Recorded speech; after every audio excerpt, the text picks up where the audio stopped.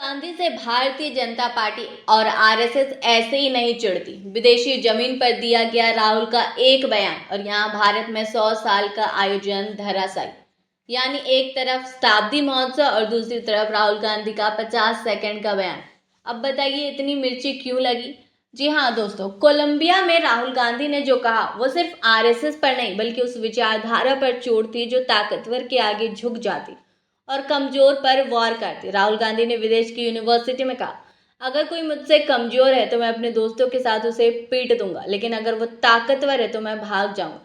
यही आरएसएस की आइडियोलॉजी है। बस इतना कहा था और पूरा बीजेपी, उसके मंत्री, उसके प्रवक्ता मानो एक इमरजेंसी कॉल पर मैदान में उतर आए। क्यों? ये शब्द कायरता उनकी नसों में चुभ गए।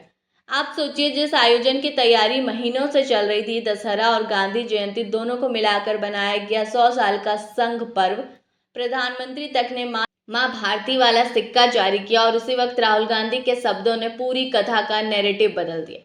अब बीजेपी कह रही है कि ये देशद्रोह है, ये लोकतंत्र पर हमला है, लेकिन असल सवाल ये है कि क्या किसी बयान से लोकतंत्र कमजोर हो जाता है या उस लोकतंत्र से डरने वाली सरकार से? केंद्रीय मंत्री सुधांशु त्रिवेदी सामने आए और बोले, एक तरफ आरएसएस का 100 साल का समर्पण और दूसरी तरफ कांग्रेस की 140 साल की बदहवासी। ध्यान दीजिए दोस्तों, खुद बीजेपी अपने बयानों में राहुल गांधी के उस एक बयान की बराबरी कर रही है पूरे शताब्दी आयोजन से। यानी जितना वजन संघ के 100 साल का, उतना असर राहुल गांधी के एक वाक्य का।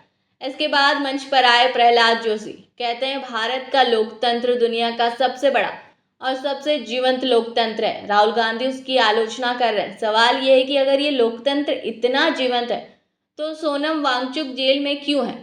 उनकी पत्नी गीतांजलि क्यों कह रही है कि उन्हें मिलने नहीं दिया जा रहा और कहा जा रहा है कि उन्हें पीटा जा रहा है, टॉर्चर किया जा रहा है? वो कहती है कि उन्हें फॉलो किया जा रहा है, उनके सहयोगियों को कस्टडी में रखकर टॉर्चर किया जा रहा है और सरकार कहती है कि देश में लोकतंत्र जिंदा है। कौन सा लोकतंत्र जहां सवाल उठाने पर एनएसए लग जाता है? अब जरा ये विरोधाभास देखिए। एक तरफ राहुल गांधी लोकतंत्र पर सवाल उठाते हैं तो भाजपा उन्हें देशद्रोही कहती है।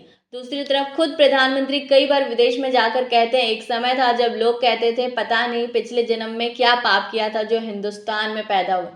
क्या ये देश का सम्मान है? क्या ये भारत माता की आलोचना नहीं है? असल बात यह है कि मिर्ची राहुल गांधी के लोकतंत्र वाले बयान से नहीं बल्कि उस कायरता वाले तंज से लगी है। आरएसएस ने अपने 100 साल के मौके पर बॉलीवुड के तमाम चेहरों को मैदान में उतारा। अनुपम खेर, सुनील शेट्टी, संजय दत्त, मनोज जोशी, हर कोई ट्वीट कर रहा था, संगठन महान है, सेवा भाव अद्भुत है। मगर कोई ये नहीं बता पाया कि 1942 के भारत छोड़ो आंदोलन में आरएसएस कहाँ था। मनोज जोशी कहते हैं संघ राष्ट्रीय सेवा का प्रतीक है। तो सवाल उठता है कि जब महात्मा गांधी अंग्रेजों के खिलाफ आंदोलन चला रहे थे तब संघ क्या कर रहा था? क्या उन्होंने भारत छोड़ो आंदोलन में हिस्सा नहीं लिया? क्यों 53 साल तक नागपुर मुख्यालय पर तिरंगा नहीं फहराया गया?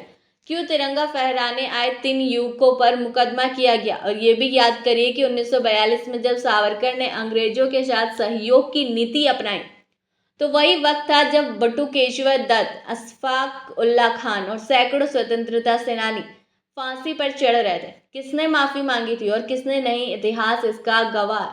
अब जरा इन बॉलीवुड बयानों को देखिए।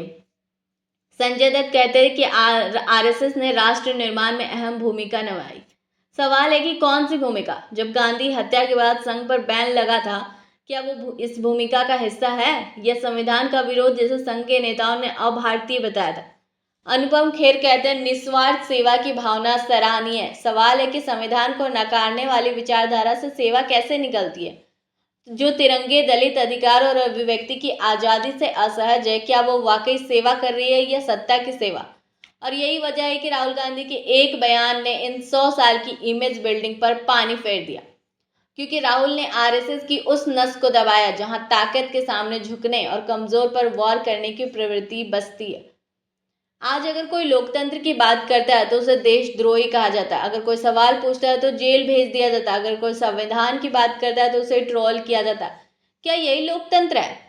100 साल की मेहनत एक बयान से ध्वस्त, क्योंकि शब्दों से ज्यादा ताकत किसी के पास नहीं। और जो सत्ता से सवाल करता है वो इस देश में हमेशा खलनायक बना दिया जाता है। मगर याद रखिए, सवाल पूछना देशद्रोह नहीं, लोकतंत्र का पहला कदम है। सच बोलिए, डरिए मत।